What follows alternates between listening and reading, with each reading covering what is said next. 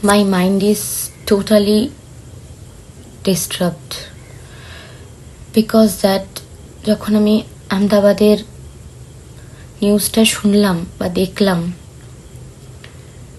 তখন ভাবলাম আমাদের জীবনটা কি। So really feel one thing that life is unpredictable.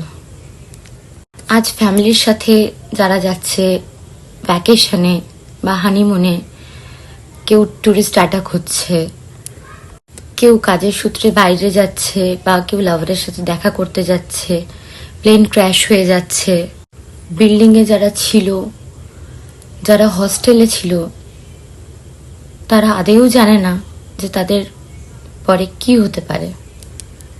It's totally unpredictable. মানুষ ফিউচারের কথা ভাবে যে কি হতে পারে, পরে কি হতে চলেছে, ফিউচারে কি হবে, কিন্তু মানুষ কি ভেবেছে যে আজ কিভাবে তারা বাঁচবে? এই মানুষদের ভাবনায় কি ছিল যে তারা সকালে সূর্য দেখতে পাবে কিনা, বা পরের দিন তারা সকালে উঠতে পারবে কিনা?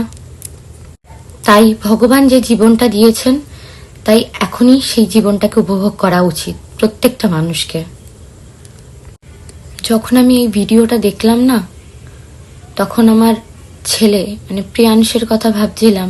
মানে প্রিয়াংশের যখন ছোট্ট একটুখানিও যদি কিছু হয় না, একটা আঁচড়ও লাগে, আমার ভিতরটা যে কি হয় আমি বলে বোঝাতে পারবো না, আমি একটা মা হয়ে। সেই রকমই মানুষ তার নিজের মানুষকেই হারিয়ে ফেলেছে, পরিবার পরিজন সবকিছুই হারিয়ে ফেলেছে। আজ যে পাইলটটা প্লেন চালাচ্ছিল, তারও ঘর আছে, তারও সংসার আছে। সে কি বুঝেছিল যে তার এটা শেষ ফ্লাইট হতে পারে? বাট তিনি অনেক ট্রাই করেছিলেন বাঁচানোর, but little 1 minute everything is crash. Literally যে আছে পাশে পরিবার পরিজন ভালোবাসার মানুষ, তাদেরকে নিয়ে জীবন আপনারা উপভোগ করুন।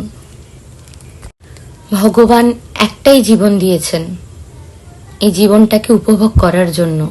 না কোনো হিংসা, না কোনো মারামারি, না কোনো দ্বন্দ্ব, কিচ্ছু না করে সবাইকে নিয়ে মানিয়ে গুছিয়ে, সবাইকে নিয়ে ভালোবেসে, সবাইকে নিয়ে চলুন।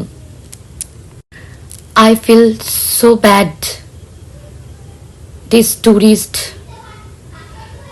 this family, these people who feel bad about it. Be grateful for the living present, not future. Mind it.